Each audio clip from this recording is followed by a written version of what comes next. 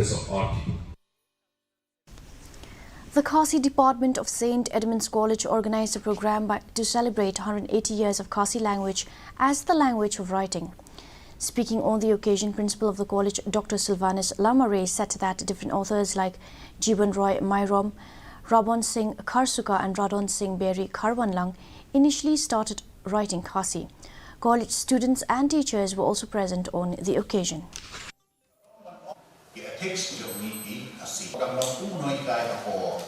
The winters of modern India, William Kadi. Ini bro. Nakamel. Abang kacau.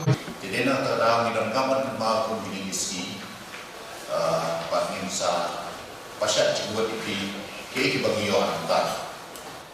Kadang kita kalian tu kasih auto society kita buat dan create dari sendiri. Kawan belum lama ya baru kau kijak di badan kami apa komunikasi juni. Kau per kami komunikasi juni. Kita su nasihat sekolah siang juga wa kelak per kecil, kelak per komperen.